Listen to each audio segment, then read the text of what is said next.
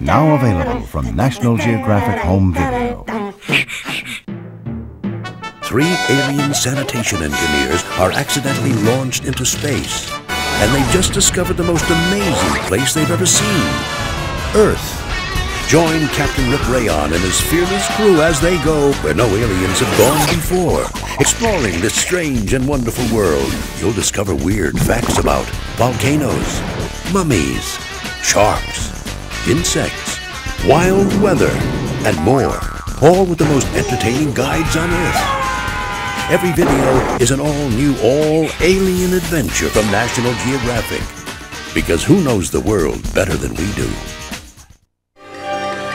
Who's got the greatest kids' animal videos in the whole wide world? Hey gang, it's me, Spin, your whirling world wanderer, and National Geographic's Really Wild Animals.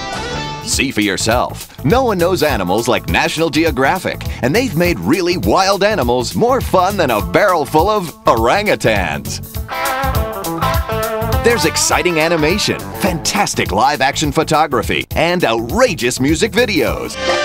So stop monkeying around and get ready for National Geographic's Really Wild Animals. Kids' videos that have the whole world running wild. Spin you later.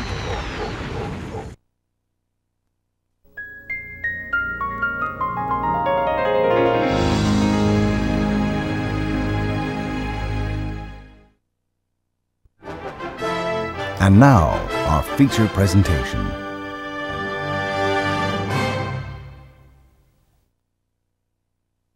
The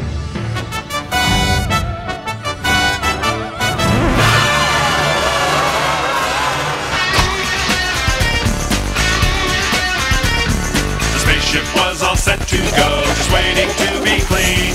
Like one small slip and out they went, now everyone lost steam. Come back here! Rayon is the captain now, sweet she learned to fly. Kanogo tries to fix things up, and Orb she answers why.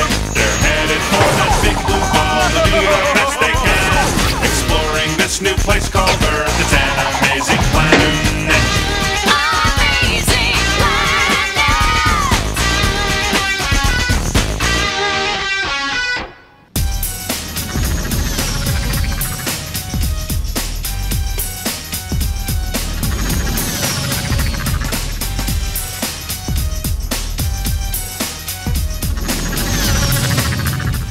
You know, guys, I figured out why these strange things have been happening on the ship lately. It's time for a 10,000 parsec tune-up. That's right! But where can we land? How about Easter Island in the South Pacific? Okay. Squeege, set a course. Alrighty, Captain. Approaching Easter Island, Captain. Okay, Squeege, take her down. Where should I land, Captain? Someplace soft. Soft. Nice, soft landing. Soft.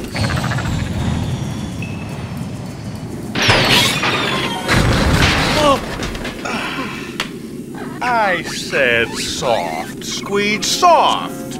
That was soft. Oh, Captain, I'm getting the strangest feeling. Yeah, me too. Like we're being watched.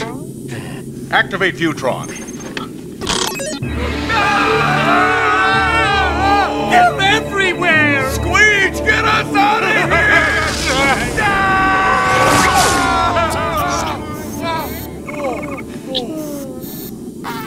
I'm glad you two stay cool under pressure. Well, that's just what a captain does. I mean, you lead by example. But did you see those things? They were so big and just... They kind of look like our arch rivals, the Argonians. Croutons, you're right! You don't think Argonians beat us to this planet, do you? Because if they did, Admiral Lump is gonna have a... Rayon! Admiral Lump, what an honor to see you again, your glorious importantness. What's all this talk about the Argonians? They're our arch enemies! Always getting to new planets before us and then messing them up! Yeah. Well, we just saw something that sort of looked like them, but it probably wasn't them. Keep an eye out for them! Boy, we can't really do that. It hurts. No, yeah. I mean, keep looking for them! Oh, sure. Yeah, gotcha. Mm-hmm. You bet. Lump out! Yeah, out to lunch. What? I said out to lunch. That's a humanoid compliment. You're out to dinner, you're out to breakfast. Don't lay it on too thick. Left out! Well, let's just hope for our sake the Argonians haven't been here. We've got to make sure they are nowhere to be found. Orb, what can you tell us about this Easter Island? Accessing Easter Island, or as the islanders call it, Rapa Nui. Rapa Nui? Yes, Squeege. Rapa Nui is one of the most remote islands on the entire planet. Located way out in the Pacific Ocean, it was made by 3 volcanoes, a lot like the Hawaiian Islands were formed. It was named Easter Island because some explorers from another part of the planet came across it on a holiday they call Easter. Did they bring those gigantic heads with them? No, they were already there. And when the explorers saw them, they started asking the same questions we are now, like who made them? Yes. Good question.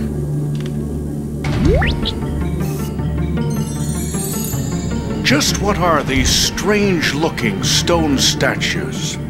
Where did they come from? Why do they look like Argonians? Why am I wearing this jacket? These are just a few of what are called unsolved earthly mysteries. Yes, the statues on Easter Island have puzzled humanoids for centuries. It's a big mystery. There are about 1,000 statues spread out all over the island. They're called moai, and for many of the heads you see, there's an entire upper body underground. Some of the statues are as tall as a 3-story building. Are they heavy? Really heavy. One statue can weigh more than 9 elephants. That is heavy. How'd they get them here? After studying what they're made of, scientists figured out that they came right from this island. Well, I'll be A sprinkle snooter? No. A glue blomper? No. A Floyd Hoyler? Drop it, would you? Okay. More than 1,000 years ago, the first statues were cut out of the rock from one of the island's volcanic mountains. The islanders carved them right in the side of the mountain with stone picks, and it probably took them about a year to finish a single statue. When they did finish, they slipped them down the grassy side of the mountain, and when they got to the bottom, they moved them to other parts of the island, sometimes over really long distances. How'd they do that? That's one of the mysteries. Some people from Rapa Nui, like this islander, tell a legend of how the statues magically rose up and walked from the mountain to other locations on the island. Magically rose up? Well, there is a reason they may have thought that. Some people think that the islanders may have moved these massive creations around by standing them on their feet and rocking them back and forth like a human might move an Earth refrigerator. Oh, I get it. So from a distance, it would look like the statue was walking. Right, but the most popular theory is that they might have moved them by dragging them on large wooden sleds. Either way, it sounds like it was a hector of a lot of work. But Orb, why do they look like that? No one knows for sure, but they may represent ancestors of the islanders. Yeah, come to think of it, the Argonians are a lot scarier looking. Okay, so it wasn't the Argonians. So the evidence indicates that those humans carved and moved these giant statues. But no one quite knows how? That's right. No one really knows how the statues were made or moved. That's just one of this planet's mysteries that defies simple explanations. So maybe the Argonians have been here. We better continue our investigation. Step on it, Squeege. Actually, I meant to put it in gear to accelerate the ship. Oh. Approaching South America and the country of Peru.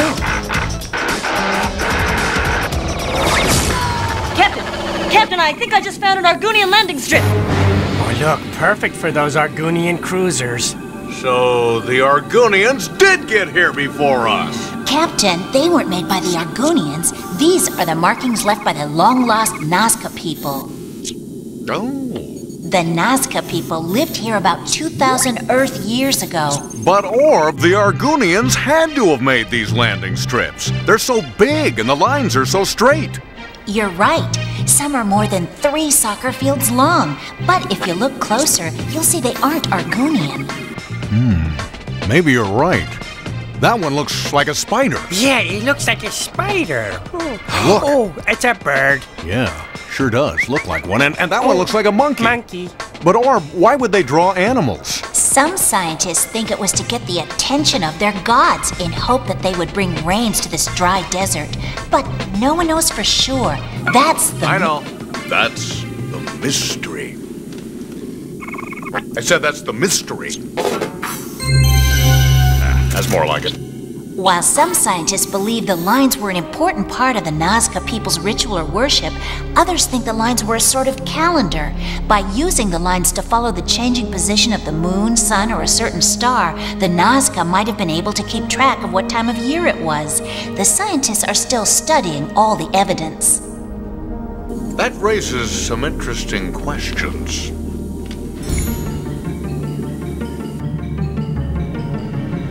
So what are these Nazca lines? Were they part of some ritual, or perhaps an act of worship? Could they have been an elaborate calendar? Could they in fact have been Argonian? Anyone with any information pertaining to these Nazca lines should contact Admiral Lump of the planet Miptor immediately. Okay, Captain. Anyhow, even though there is no real evidence to support it, some humanoids believe that only highly advanced beings from another planet could have created them. Highly advanced, huh? Well, that pretty much rules out the Argonians.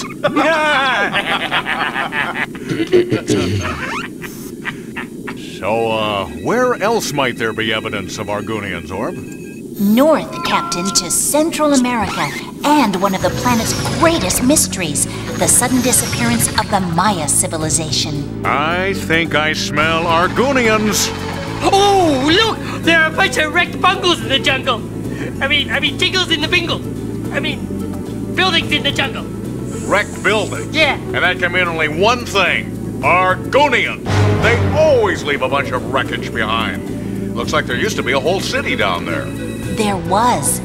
It was one of the royal cities of the great Maya civilization that once thrived in these parts. Okay, Screech, this looks very interesting. Why don't you set the ship down right there? All ready? Careful now. Ease it down. Sorry, I didn't see the ground. Well, I have to admit, your landings are really lousy. Thanks. Captain, for some place that's supposed to be deserted, I'm sure picking up a lot of life forms on the sensors. Argonian? No, sir, they seem to be animals, non-humanoid in nature. Really? What kind of animals are out there, Orb? All kinds of animals live in the rainforest, like colorful birds, frogs, snakes, sloths, and tapirs. Even lizards that run on water. In fact, there are more different kinds of plants and animals in the rainforest than anywhere else on the planet. Do they live in the deserted city? Some do, like these bat falcons. See, they nest in the walls of the ruins and catch bats to feed their chicks. Ooh. Sharp beak, huh? Boy, I'll say. Hey, Orb, what kind of a bird's that? That's a quetzal. The Maya valued its long feathers as much as jade or gold. I'd take the gold myself. The rainforest is loaded with snakes, too. Snakes were really important to the Maya. They may have been symbols of rebirth and transformation because they can shed their skins. Big deal. Squeech can shed his skin, but we don't get excited about that. Funny, Captain. Here, take a look at this puma. It's one of the jungle's great hunters. Oh, wow. Animals like the puma look dangerous. Very dangerous. Yeah. Squeech, you better go check those out. No. Yeah. No. Yeah. No. Oh, yeah. No. Oh, yeah. No. There comes a time in every Mid-Torian's life when he has to confront his fears. I have faced my fears and I'm scared. Go. Go, kid. Go.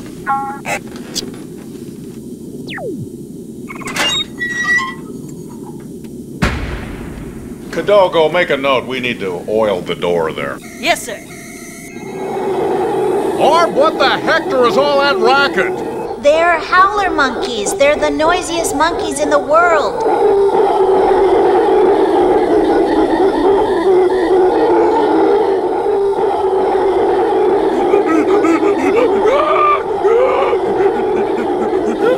Oh, come on. That's enough. That's it.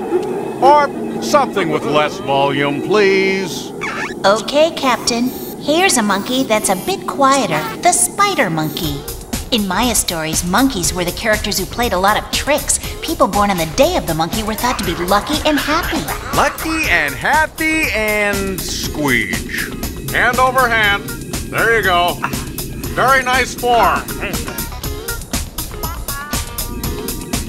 Careful, Squeege. Nice move, Squeege. Oh, look! There's a jaguar over there. The jaguar was really important to the Maya. Maya kings wore jaguar skins as a symbol of power. They even had some jaguar gods. Hidalgo, do you hear a knocking sound? Oh, it's Squeege at the door. Let him in, would you? Yes, sir. Argonians! Argonians!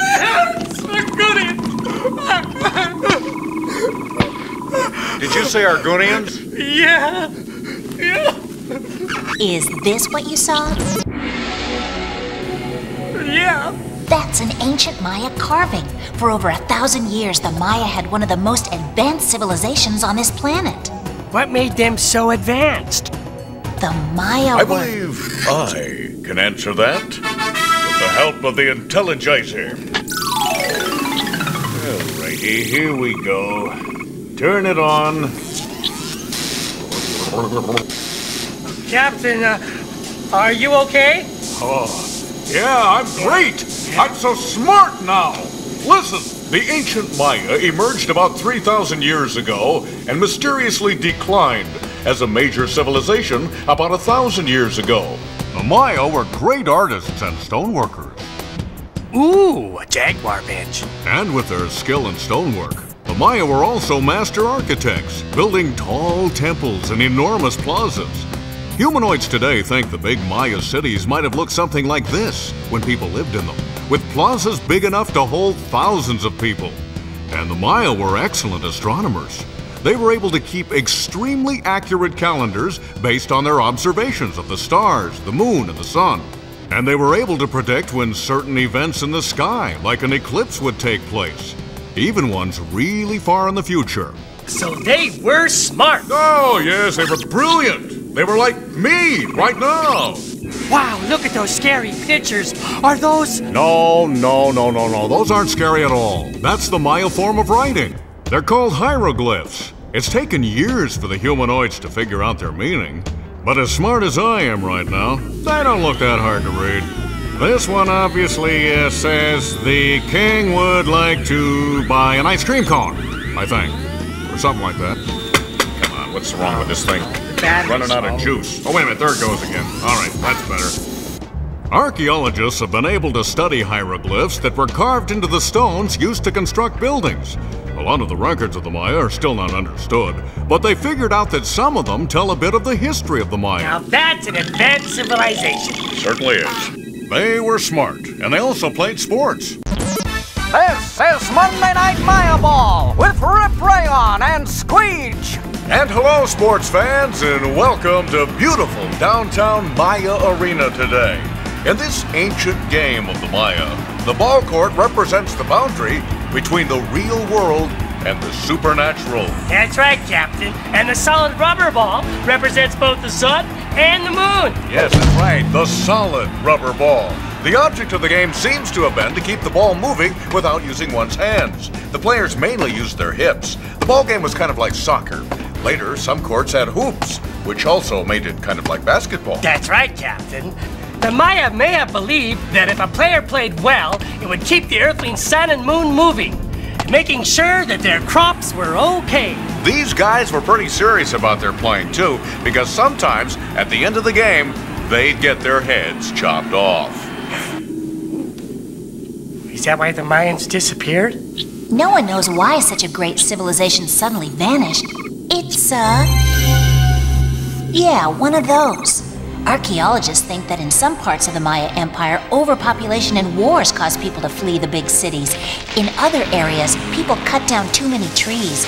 Without tree roots to hold it in place, soil washes away. And without enough good soil, it's hard to grow food. It's called deforestation, and it's still a problem today. But Captain, there aren't any archaeologists who think the Argonians had anything to do with the disappearance of the Maya. In fact, the Maya are really still around. These people are the descendants of the ancient Maya, and they still live throughout Central America. They just don't live in the ancient cities anymore. Captain, I'm picking something up off one of those Earth communication satellites. It's about a place called Stonehenge, but it looks Argonian, sir. Really? Let's check it out. Fly, Squeech, fly! No. I mean fly the spaceship. The ship. Oh, yeah.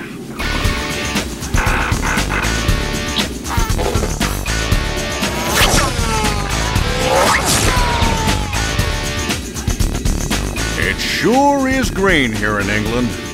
Oh, hey, look at those stone circles. There are hundreds of these stone circles throughout the British Isles. They're called henges. Hey, stones, henges, Stonehenge. Brilliant deduction, Captain.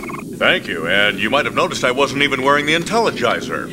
Stonehenge is the most famous of these stone circles, but no one really knows who built it, how they built it, or what it was used for. It's a mystery. You and your mysteries, Orb. The Argonians are clearly behind this. Where? All I see are humanoids behind it. Well, then you're not looking very close, are you? We better get to the bottom of this. Well, Captain, some of the stones weigh as much as 40 tons.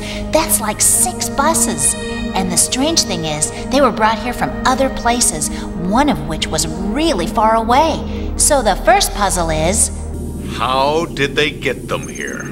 Well, no problem. They probably just got some big machines, and then they put in the rocks, and then they drove down the road. 10-4, here's that old body. And then they got that big shovel thing. And then they dug up some holes. And then they put the big rocks in the holes. And that's how they made Stonehenge. Nope. They didn't have tools like that thousands of years ago. Guess again. Come on, if we're gonna solve this, we gotta think like archaeologists. So let's think like an archaeologist. Now, what was an archaeologist again? Oh, why is the captain pointing at his head? Well, that isn't working. All right, we give up, Orb. How did they do it? Well, one theory suggests that the humans floated the stones on rafts to move them. Of course, rafts. I was just gonna say that. No, rafts. Then the stones were probably moved along the ground with logs and ropes. So why are the stones set up in this particular pattern? Nobody knows exactly, but it might have been a way to track the sun and moon. Humanoids today think Stonehenge might have been used as a massive observatory, calendar, and clock. And all for one amazing low price.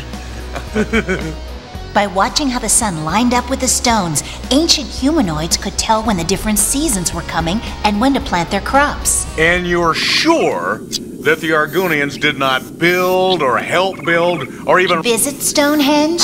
Absolutely sure. Sir, sensors are picking up something very Argonian in a nearby wheat field. What is it? Wheat. Oh. Oh, and something else. Well, let's go check it out.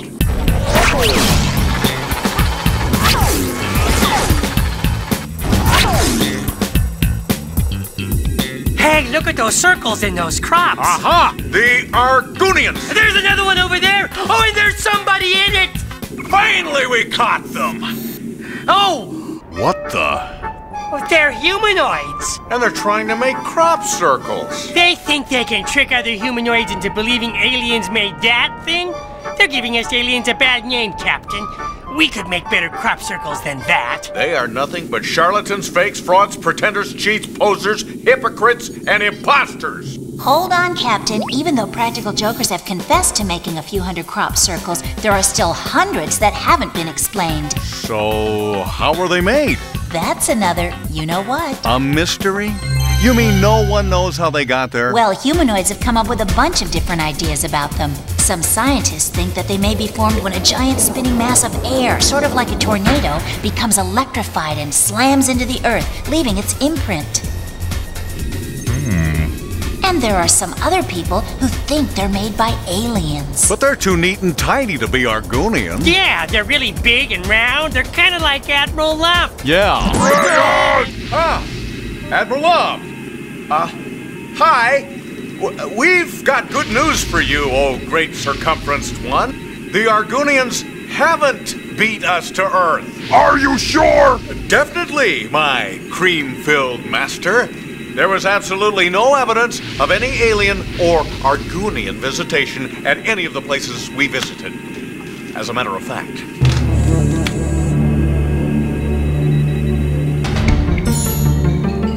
We discovered that even thousands of years ago, this planet had creative and innovative humanoids who were capable of amazing and sometimes unexplainable feats of invention and construction. They made and moved giant statues, created huge earth drawings, built magnificent cities, and erected massive stone circles. Amazingly, humanoids today don't really know how they did all this. And why they did these amazing things is also a mystery. But many archaeologists believe they made them to keep track of the seasons and other events that were most important in their lives, and to try to understand their amazing planet. To this day, Earth archaeologists are working around the clock to find the answers to these and other unsolved Earthling mysteries. Rayon! You mean the Argonians didn't get to Earth before us? We can only hope so, our bulging green-hued poobah. Well, keep looking! Right away, oh hefty one. Look out! All right, everyone. What do you say we go back to Easter Island and hit the beach? Yeah. Captain, the sensors indicate we're about to fly over another one of Earth's mysteries. Called the Bermuda Triangle. Many humanoids think the area is extremely dangerous because of unconfirmed reports of airplanes and boats mysteriously vanishing here. Oh, that's a bunch of nonsense. We should fly right on into that Bermuda Triangle and check this out.